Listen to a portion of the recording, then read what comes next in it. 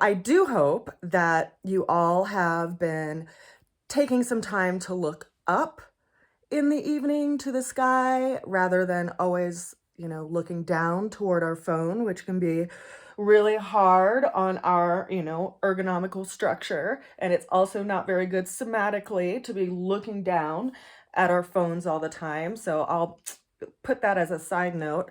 But living in a place where I don't have a lot of light pollution or a lot of buildings on the horizon allows me to have a really big skyscape. And so I get to see a lot of the more planets up here where I live because there's just less light pollution. And some planets are more visible than others, but if you've been happening to look up in the sky at night when the sun sets, which currently for me right now where I live is just before 5 p.m., you can see that the moon is already very far up in the sky and that there's a very bright astrological or celestial body close to it that's gaining in proximity to it. So I created this little diagram to kind of give you guys just a snapshot of what's going on in the sky and what we can see, right? Now, you've probably seen a diagram similar to this if you've studied astrology, and is particularly if you've ever gotten your natal chart shared with you, because when you were born, at the exact minute that you were born, all of the planets had a specific placement in our astrological skyscape, and they had a position which led to a natal chart wheel, which each zodiac constellation has a corner of this 12 piece of the pie system. And when we consider that this also is a snapshot of a 24-hour period, we can see that, for instance, this morning, the sun rose here around 7 a.m. And when the sun rose, it was followed really closely by the planet of Venus and the planet of Mercury. Now, as the sun moves into the zenith position, also known as noon, we can see that these planets are following behind. And we aren't going to see those planets with the naked eye because they are literally combust or, in close proximity to the sun. And the sun is so bright that we can't possibly see these planets in the middle of daylight, correct? So as the sun keeps moving along, consider that each of these pieces of the pie, as it moves through them, is about a 2-hour period, because this is a 24-hour cycle, and there's about 2 hours, right, in each of these zodiac constellations. And so by the time that the sun has reached about 2 o'clock, the moon is starting to rise in the east. And over by the moon, we have Neptune, which is just a couple of degrees away. And it's a little too far out for us to actually see with the naked eye. But very close in proximity, we have Jupiter. And Jupiter is at precisely 28 degrees Pisces today. The moon is at 18 degrees Pisces. So they're about 10 degrees apart because each of these little sections of the pie are 30 degrees in measurement. And so as the moon rises, right, and the sun sets, it's going to set today just before 5 o'clock p.m. The moon will already be almost at zenith position in the sky and very close in proximity to Jupiter. So over the next couple of days, if you look up at the sky in the evening after the sun sets, you'll see Jupiter getting closer and closer in proximity to the waxing moon, which is really beautiful to see, I think. So I just wanted to make this diagram to show you what you're looking at. I'm going to be perfecting it as time goes on, and I'll probably make this central piece more wood and do some wood burning because I'm a crafty chick in that way. But I think it's a useful tool for us to be able to identify what planets we're looking at based on where the sun is at and by way of zodiac constellation. So with that said, let's go ahead and jump into the Astro Tarot, because it's actually speaking to the journey of one particular planet this month. And being that today is, after all, December 1st, it's kind of telling to this energy that we are working through.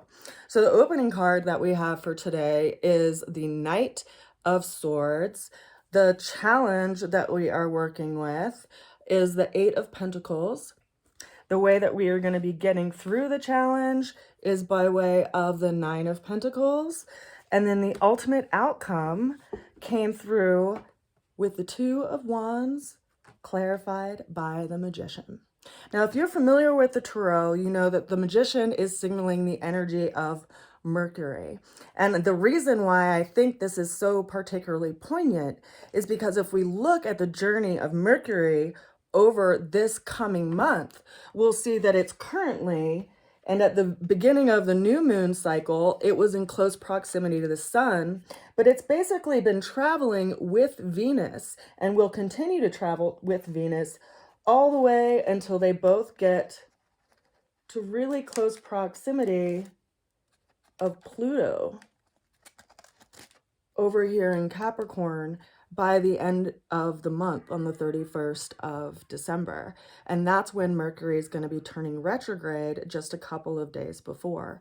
So we have this time period, which is being signaled by the Tarot today by way of some kind of new beginning or new communication that is coming in that is really starting to sweep us off our feet, so to speak. We are in a very kind of ideal mindset around the possibilities of some project and something that we are feeling really excited about, but we have to put grounding to it. Right now, it's all very much up in the mind. And if we consider that right now, Mercury and Venus are traveling through the realm of Sagittarius and in close proximity of the sun, we have to consider that Sagittarius as a sign is the archer.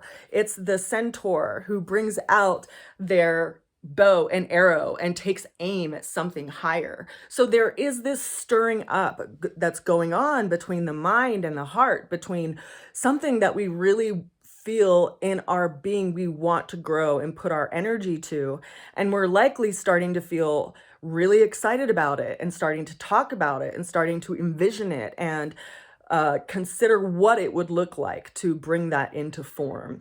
Now, the challenge that we have that's coming into the conversation today is the Eight of Pentacles. So here we see the master craftsman, you know, the one who is, or rather the apprentice craftsman, the one who is having to take time and put effort towards refining some kind of skill set to put it out into the world, right? The Eight of Pentacles is about some kind of material thing that you want to bring into form, like a project, or, you know, consider like some kind of life's work that is something that you have to refine as a skill that you are putting effort toward in a material way, and you're creating it and materializing it, right?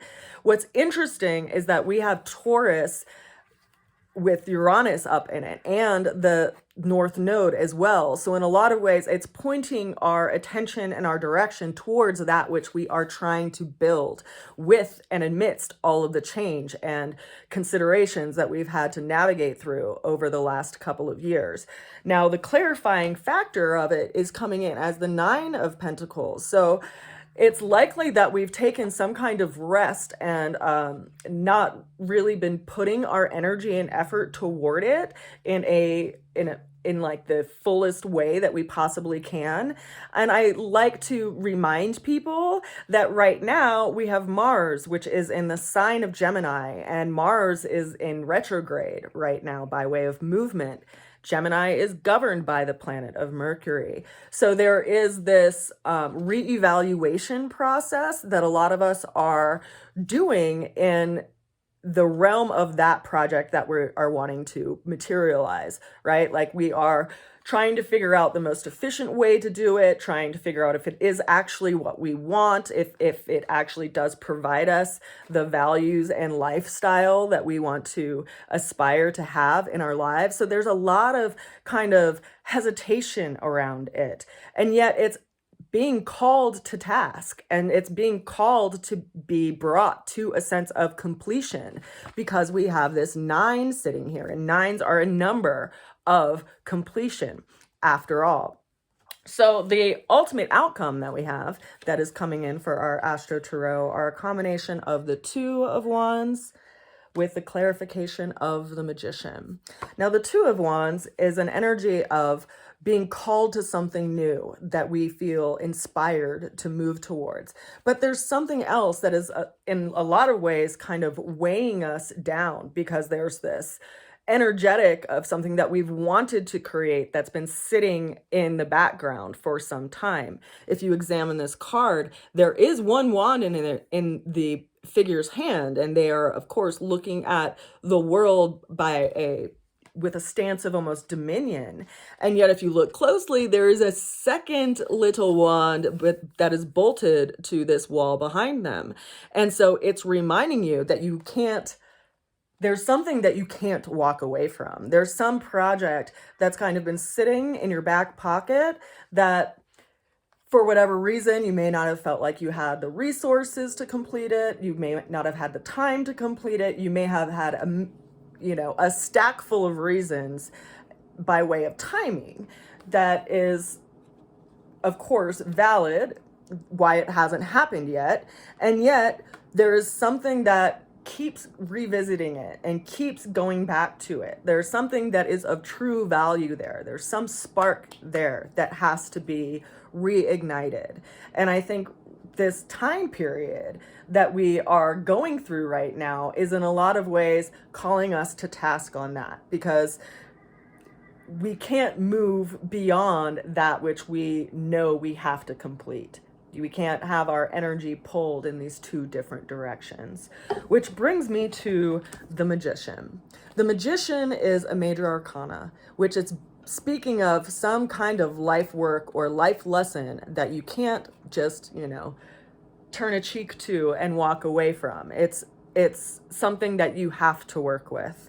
And being that it's a Magician is actually a very inspiring card, because it's reminding us that we have all of the tools on the table, quite literally, to manifest that vision that we feel so inspired to create. And yet the energy in this card is to act, and to act now.